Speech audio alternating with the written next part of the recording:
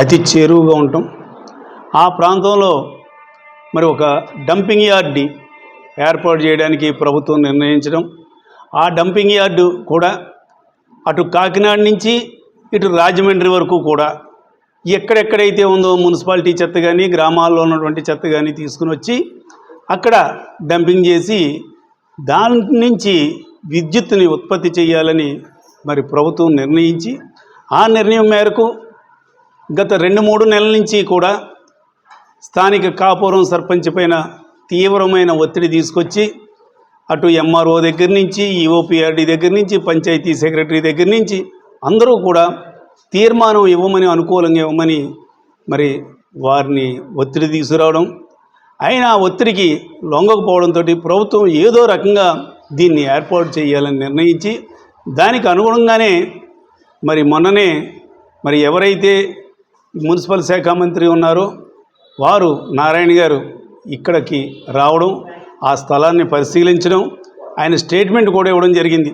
ఇటు రాజమండ్రి నుంచి ఇటు కాకినాడ వరకు ఉన్నటువంటి చెత్త అంతా కూడా తీసుకొచ్చి ఇక్కడ డంపింగ్ యార్డులో ఇక్కడ చేస్తాం, ఇక్కడి నుంచి విద్యుత్తుని ఉత్పత్తి చేస్తామని. ఇక్కడ ప్రజలందరికీ కూడా ఒకటే చెప్తా ఉన్నా, అనపర్తి గ్రామం నుంచే డైలీ వచ్చే గ్రామ పంచాయతీ నుంచి వచ్చే చెత్తే సుమారు 25 ట్రాక్టర్లు ఉంటుంది. అది అటు కాకినాడ నుంచి ఇటు రాజమండ్రి నుంచి మరి జిల్లా వ్యాప్తంగా మరి వచ్చిన చెత్త అంటే ఎన్ని వందల లారీలు అవుతుందో ఒక్కసారి ప్రజలందరూ కూడా ఆలోచించండి.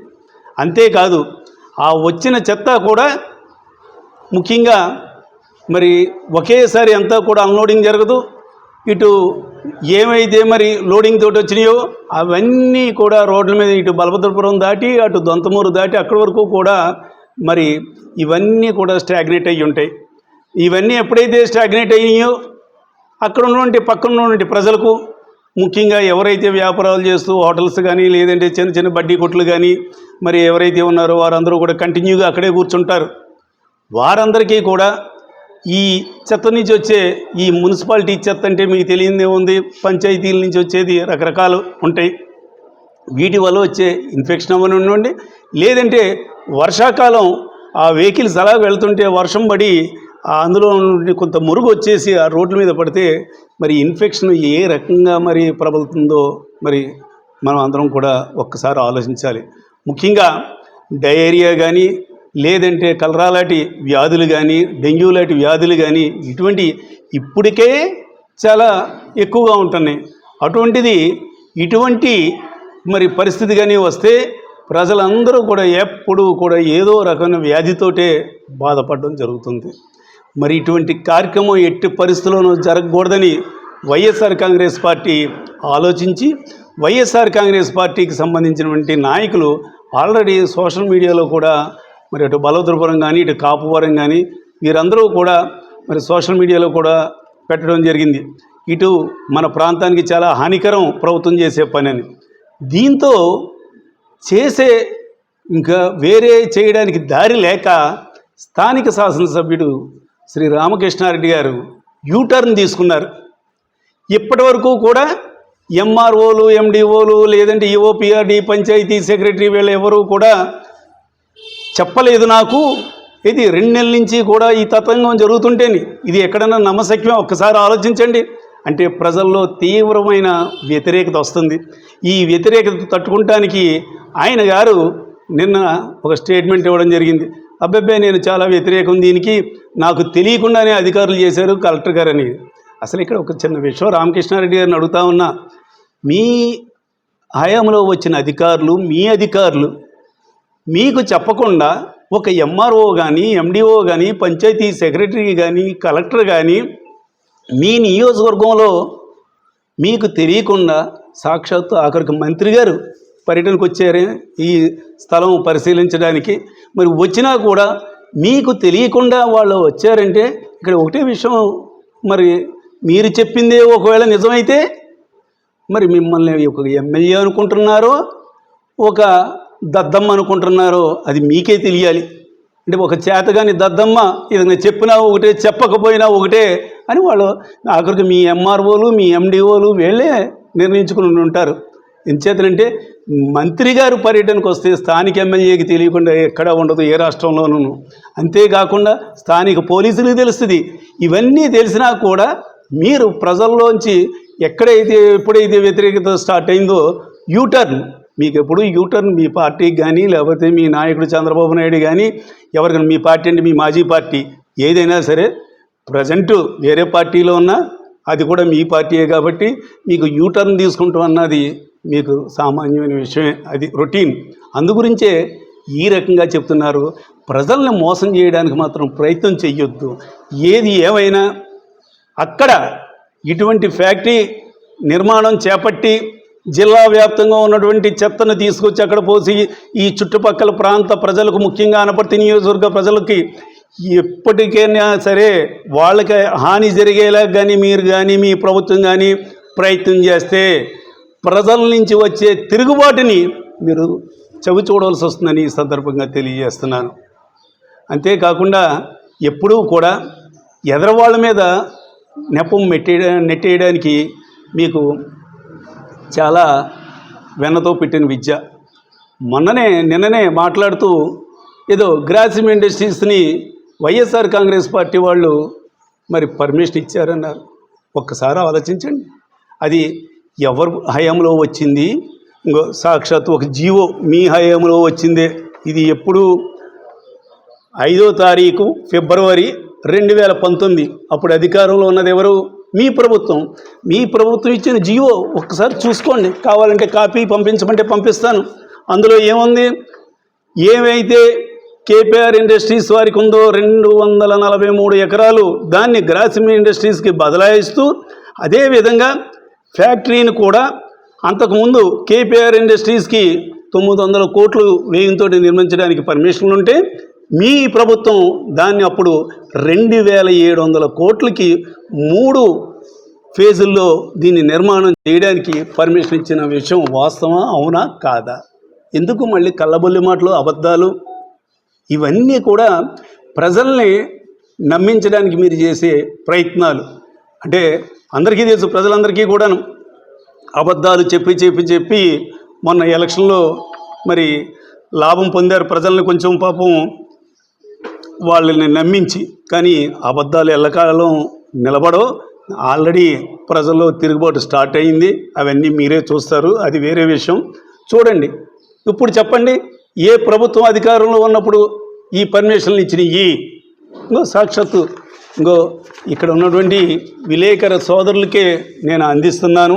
అంతేకాకుండా మీ ప్రభుత్వంలో ముఖ్యంగా మీ మంత్రి గారు బలభద్రపురం గ్రామంలో కాపవరం గ్రామానికి సంబంధించిన 12 ఎకరాలకి డంపింగ్ యార్డ్ని, అక్కడ ఒక విద్యుత్ కేంద్రాన్ని నిర్మించడానికి ప్రయత్నం చేయడానికి ఆయన విజిట్కి రావడం, సాక్షాత్తు మరి మీ పార్టీకి అనుకూలమైనటువంటి పత్రిక ఈనాడు పేపర్లోనే వచ్చింది. చూడండి, ఇన్ని జరుగుతున్నా నాకు తెలియదు అని చెప్పడం అంటే ఎవరిని మోసం చేస్తారు? ఏంటంటే 2 నెలల నుంచి ఇవన్నీ జరుగుతున్నా మీకు తెలియదా? కనీసం పంచాయతీలో ఏదైనా బిల్లు శాంక్షన్ అవ్వాలన్నా కూడా ఎమ్మెల్యే గారి పర్మిషన్ లేకుండా చెయ్యమని వైఎస్ఆర్ కాంగ్రెస్ పార్టీ సర్పంచులందరినీ కూడా ఎంతో బాధ పెడుతున్నారు మీ సెక్రటరీలు, మీ హయాంలో వచ్చిన సెక్రటరీలు, అంటే మీ ఆర్డర్. అటువంటిది ఇంత మేజర్ ప్రాజెక్టు ఆ గ్రామంలో నిర్మించేటప్పుడు మీకు తెలియదా?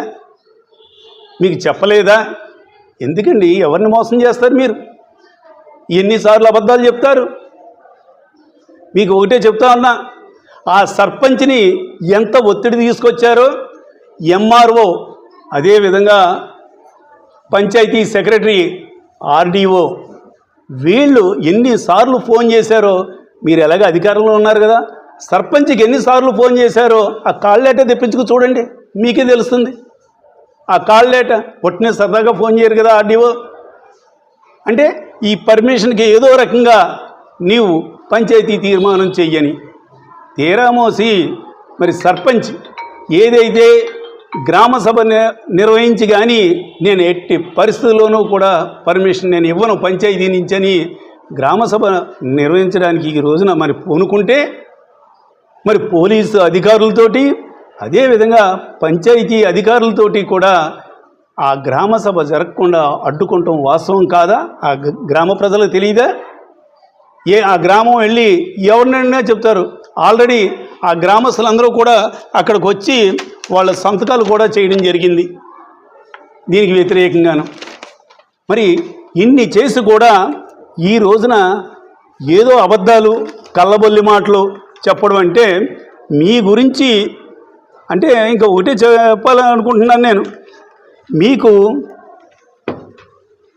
తెలియకుండా ఇవన్నీ జరుగుతున్నాయంటే మీకు చెప్పినా ఒకటే చెప్పకపోయినా ఒకటే ఒక దద్దమ్మ ఎమ్మెల్యే అని వాళ్ళందరూ అనుకుంటున్నారని అనుకోవాలి.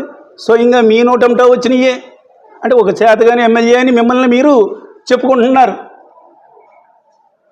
ఇక్కడ ఒకటే చెప్తా ఉన్నాను, ప్రభుత్వానికి ముందుగా విజ్ఞప్తి చేస్తున్నా, ఏదైనా ఇటువంటి ఫ్యాక్టరీ నిర్మాణం చెయ్యాలంటే సముద్ర తీరంలోకి వెళ్ళండి, అక్కడ కట్టండి. లేదంటే SEZకి వెళ్ళండి. లేదంటే ఎక్కడైనా సరే ఫారెస్ట్ ఏరియాలో అటవీ ప్రాంతంలో ప్రజలు ఎవరు కూడా అక్కడ కూడా ప్రజలకు ఎవరికి ఇబ్బంది లేకుండా ప్రజలు ఎక్కడ లేని ప్రాంతాన్ని చూసి అక్కడ ఏర్పాటు చేయండి. అంతేగాని ప్రజల మధ్య ఇక్కడ ఇవి ఏర్పాటు చేసి ప్రజల ఆరోగ్యంతో చెలగాటం ఆడతామంటే మాత్రం వైఎస్ఆర్ కాంగ్రెస్ పార్టీ ఎట్టి పరిస్థితుల్లోనూ కూడా ఒప్పుకోదు, ఊరుకోదని ఈ సందర్భంగా హెచ్చరిస్తూ ఇక్కడితో నేను వినిపిస్తున్నాను. Thank you. అందరికీ నమస్కారం అండి. ఈరోజు కాపవరం గ్రామంలో జరుగుతున్నటువంటి కార్యక్రమం ఏదైతే ఉందో మా గ్రామానికి సంబంధించినటువంటి జిల్లా పరిషత్ భూమిలో గల 12 ఎకరాల భూమిలో గల భూమిలోని 2 జిల్లాల చెత్తను సేకరించి బయోగ్యాస్ కంపెనీ పెడుతున్నారని మా దృష్టికి వచ్చిందండి. అది పంచాయతీ నోటీస్ బోర్డులో పెట్టారండి 2 నెలల క్రితం అండి. నెల 15 రోజుల క్రితం పంచాయతీ బోర్డు మీటింగు మామూలుగా రిజిస్టర్లో పెట్టారండి. పెట్టిన దానికి నేను సంజాయిషి ఇచ్చానండి ఒక సర్పంచ్గా. ఎలాగంటే మా గ్రామంలో మీరు ఈ కంపెనీ నిర్వహించడానికి మొట్టమొదట మా గ్రామంలో గ్రామ సభ నిర్వహించి ప్రజల యొక్క అభిష్టం మేరకు ప్రజలు కోరిక మేరకు ఏ నిర్ణయం తీసుకుంటారో ఆ నిర్ణయం ప్రకారంగా మీకు తీర్మానం ఇస్తానని చెప్పేసి ఆ రోజు ఎంఆర్ఓ గారికి చెప్పడం జరిగిందండి. చెప్పిన తర్వాత ఎంఆర్ఓ గారు నేను ఏ లెటర్ అయితే పంపించానో ఆ లెటర్ని మళ్ళీ వెనక్కి పంపించేసి ఇది ప్రభుత్వ భూమి కాబట్టి మీరు తీర్మానం ఇవ్వాల్సిందే అని చెప్పేసి నా మీద ప్రెజర్ తేవడం జరిగిందండి ఎంఆర్ఓ గారు. నేను ఒకటే చెప్పానండి, ఎట్టి పరిస్థితిలో నేను తీర్మానం ఇవ్వడానికైతే మాత్రం నేను సమ్మతించనండి. గ్రామసభ పెట్టండి ఊళ్ళోని. గ్రామసభ పెట్టిన తర్వాత ప్రజల యొక్క తీర్పు ఎలా ఉన్నదో దాన్ని బట్టి నేను గ్రామసభ తీర్మానిస్తానని చెప్పేసి నేను చెప్పడం జరిగిందండి. అది అలా కొనసాగుతుంటుండగా ఆ తర్వాత మళ్ళీ 2 రోజులు గ్యాప్ ఇవ్వటం, మళ్ళీ ఆర్ఐ గారిని పంపటం, తర్వాత మళ్ళీ VRO గారిని పంపటం, ఇలాగా మళ్ళీ సెక్రటరీ గారితో పదే ఫోన్ చేయించటం, ఇలా నా మీద చాలా ప్రెజర్ తెస్తున్నారండి 2 రోజుల నుంచి కూడానండి. ఏమండి ఇలా తేగ RDO గారి ఆఫీస్ నుంచి ఒకసారి ఫోన్ వచ్చిందండి. ఫోన్ వచ్చి ఏమండి తీర్మానం ఇవ్వడానికి మీకు ఇబ్బంది ఏంటని చెప్పి అడిగారండి. ఏమండి నాకైతే ఇబ్బంది లేదండి, ప్రజల యొక్క తీర్పు తీసుకున్న తర్వాత నేను తీర్మానం ఇస్తానని చెప్పి నేను చెప్పానండి అని చెప్పంటే సరే అని చెప్పేసి వాళ్ళకు కూడా సమాధానం చెప్పానండి. చెప్పిన తర్వాత ఇలా గడిచే కొద్దీ మళ్ళీ MLC ఎలక్షన్ కోడ్లో మళ్ళీ తీర్మానం ఇవ్వమని మళ్ళీ సెక్రటరీ గారు వచ్చారండి. ఏమంటే నేనైతే తీర్మానం ఇవ్వనని చెప్పాను, ఇంక 10 సార్లు నన్ను ప్రెస్ చేయొద్దని చెప్పానండి. చెప్పిన తర్వాత ఎంఆర్ఓ గారు ప్రెజర్ మీద బలభద్రపురం VRO శ్రీని గారు వచ్చి సెక్రటరీ గారిని తీసుకుని వెళ్ళి ఎంఆర్ఓ ఆఫీసులో ఒక నోటు ఒకటి రాయించుకున్నారండి వీడితోటి. అది నాకు తెలిసిందండి. అప్పుడు సెక్రటరీ గారిని ఏమండి మీరు తీర్మానం ఏమన్నా రాసిచ్చారా ఏంటని చెప్పంటే లేదండి తీర్మానం కాదు, నాతో నోటు పబ్లిక్గా రాయించుకున్నారండి, నోటు రాయించుకుని ఈ నోటు మీద ఎవరికో అప్లై చేసుకోవాలండి అని చెప్పి అన్నారు. ఏమంటే మీరు ఎట్టి పరిస్థితులను కూడా నాకు తెలియకుండా మీరు ఎటువంటి కాగితం కూడా రాయటం కుదరదని చెప్పేసి నేను సెక్రటరీ గారిని చెప్పడం కూడా జరిగిందండి. జరిగిన తర్వాత ఎన్నికలు కూడా అయిపోయిన తర్వాత మన శనివారం ఏమండి సోమవారం గ్రామ సభ మీటింగ్ పెట్టుకుందామండి, తీర్మానం గురించి నన్ను ప్రెస్ చేస్తున్నారండి ఆఫీసర్ల పైనుంచి. అని చెప్పి సెక్రటరీ గారు నాకు చెప్పడం జరిగిందండి. సెక్రటరీ గారు కోరిక మేరకే నేను సోమవారం ఈరోజు రాత్రి మొత్తం ఈవేళ పొద్దున మొత్తం సాటింపు వేయించండి, ఊళ్ళో టెంట్ వేసి కుర్చీలు వేసి మొత్తం అంతా మోపు చేసిన తర్వాత కరెక్ట్గా 8 గంటలకి సెక్రటరీ గారు ఫోన్ చేసి ఏమండి గ్రామ సభ ఈరోజు క్యాన్సిల్ చేయమన్నారని చెప్పారండి. ఎవరు చేయమన్నారమ్మా అంటే ఎమ్మెల్యే గారు ప్రత్యేకించి పైనుంచి నాకు ప్రెజర్ తెచ్చి గ్రామ సభ ఈరోజు ఆఫ్ చేయాలని చెప్పేసి చెప్పారండి అని చెప్పేసి నాకు చెప్పడం జరిగిందండి. ఏమండి ఇది అప్పుడే రెండోసారి అండి గ్రామ సభ పెడతామని చెప్పి సాటింపు వేయటం ప్లస్ సాటింపు వేసిన తర్వాత క్యాన్సిల్ చేయటం ఇది రెండోసారి. ఎట్టి పరిస్థితుల్లో ఈరోజు గ్రామ సభ జరిపి తీరుతానని చెప్పేసి నేను గట్టిగా చెప్పానండి సెక్రటరీ గారికి. అప్పుడు మళ్ళీ ఒక పావుగంట గ్యాప్ ఇచ్చి మళ్ళీ ఈఓపిఆర్డి గారు ఫోన్ చేశారండి. ఫోన్ చేసి ఏమండి మీరు ఈరోజు గ్రామ సభ ఆఫ్ చేయాలండి అని చెప్పి అన్నారండి. ఏమండి ఇది రెండోసారి నేను గ్రామ సభ అయితే ఆపటం జరగదు. ఒకటండి ఒకవేళ మీరు అధికారికంగా మీరు ఎవరు రాకపోయినా నేను అక్కడ గ్రామ సభ జరిపించేసుకుంటాను ఒక సర్పంచ్గా. ప్రజలకి ఇది వివరించి చెప్పి దీని మీద నేను తీర్మానం ఇవ్వాలా లేదా అనేది వివరించి చెప్పిన తర్వాత నేను అప్పుడు దాకా గ్రామ సభ అయితే మాత్రం నేను మానండి అని చెప్పి నేను చెప్పడం జరిగిందండి.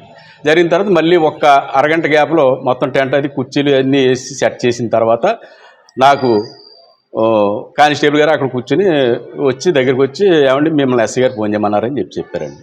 ఎస్ఐ గారిని ఫోన్ చేశానండి. ఏమంటే మీరు అక్కడ టెంట్ కుర్చీలు వేసి గ్రామ సభ ఏదో పెడుతున్నారట, అది అర్జెంటుగా తీసేయండి అని చెప్పి అన్నారండి. ఇదేంటండి ఇది అప్పుడే రెండోసారి ఇది, మరి ఇన్నిసార్లు మేము వాయిదా వేయటం అనేది కరెక్ట్ కాదని గ్రామ సభ దీనికి తీర్మానం ఇవ్వమని చెప్పేసి పైన చేస్తున్నారని చెప్పేసి సెక్రటరీ గారు పదే నన్ను ఇబ్బంది పెడుతున్నారు. దాని గురించి నేను ఈ గ్రామ సభ పెట్టానంటే అదంతా నాకు అనవసరం అండి, మీరు అర్జెంటుగా టెంట్ తీసేయండి అని చెప్పంట్లో వెంటనే టెంట్ కుర్చీలు అన్నీ దింపేసి పంపించేసిన తర్వాత అక్కడే కూర్చున్నామండి. మేము కూర్చుంటే మొత్తం ప్రతి ఊళ్ళు కూడా ఈ దండోరా వినిపించిన వాళ్ళు ప్రతి ఒక్కరు కూడా ఒక 170 మంది 200 మంది దాకా వచ్చి నాకు సంతకాలు పెట్టి ఏమండి ఇది ఎట్టి పరిస్థితుల్లోని కూడా సర్పంచ్ గారు దీనికి తీర్మానం ఇవ్వటం కుదరదు అని నాకు ప్రజల నుంచి చెప్పి ఉన్నారండి. అందు గురించి ఒకటే చెప్తున్నానండి, గౌరవ ఎమ్మెల్యే గారికి కానీ అధికారులకు కానీ ఈ ప్లాంటు ఇదే కాపువరం గ్రామం జిల్లా పరిషత్ ల్యాండ్లో నిర్మించేలా ఉంటే ఎట్టి పరిస్థితుల్లోని తీర్మానం ఇచ్చే ప్రసక్తి లేదు. నా ప్రాణం పోయినా సరే తీర్మానం ఇచ్చే ప్రసక్తి లేదు. నేను ఈ సభాపూర్వకంగా చెప్తున్నానండి మీడియా మిత్రులందరికీ కూడా, నా ప్రాణం పోయినా నేను దీనికి తీర్మానం ఇవ్వను. ఇది లాస్ట్ అండ్ ఫైనల్ అండి. ఇంకో విషయం ఏంటంటే అండి, ఈ తీర్మానం గురించి 2 నెలల నుంచి అండి కొన్ని పంచాయతీ బిల్లు పెండింగ్లో ఉన్నాయండి, కొంతమందితో వర్కులు చేయించినాయండి. ఆ బిల్లు కూడా ఆఫ్ చేయడం జరిగిందండి సెక్రటరీ గారు. ఏమ్మా ఎందుకు ఆపుతున్నావు, వర్కులు చేసిన తర్వాత కూడా బిల్లు ఎందుకు ఆపుతున్నావు అంటే మీ బిల్లు ఏదున్నా ఎమ్మెల్యే గారు ఆపేయమన్నారు, నేను ఆపేస్తాను అని చెప్పి ఖచ్చితంగా సెక్రటరీ గారు చెప్పడం జరిగిందండి. ఇంత నరకయాతన పెట్టినా ఒకటే చెప్తున్నానండి, నా ప్రాణం పోయినా తీర్మానం ఇచ్చే ప్రసక్తి లేదండి. మీడియా మిత్రులు ఇప్పుడు జస్ట్ మీరు ఒక్కసారి ఆలోచించండి, ఒక సర్పంచ్ మీద ఇంత ఒత్తిడి తీసుకొచ్చి ఆ గ్రామాల్లో పనిచేసిన ఎవరైతే వ్యక్తులు ఉన్నారో వాళ్ళకి బిల్లులు కూడా రాకుండా చేసి ఇతన్ని ఒత్తిడి చేసి ఏదో రకంగా తీర్మానం చేయించాలని మరి ఎమ్మెల్యే గారు ఎంత ప్రయత్నం చేసాడా అన్నది ఈ విషయాన్ని బట్టే తెలుస్తుంది. ఏదో చూడండి సామభేద దాన దండోపాయ అన్నట్టుగానే అన్ని రకాలుగానే అయిపోయింది. చివరకు లాస్ట్ అండ్ ఫైనల్ గ్రామ సభ, అది కూడా గ్రామ సభలో ఇది వ్యతిరేకంగా వస్తుందని అది కూడా క్యాన్సిల్ చేసి నిన్న మాత్రం ఎమ్మెల్యే గారు యూటర్న్ తీసుకున్నాడు.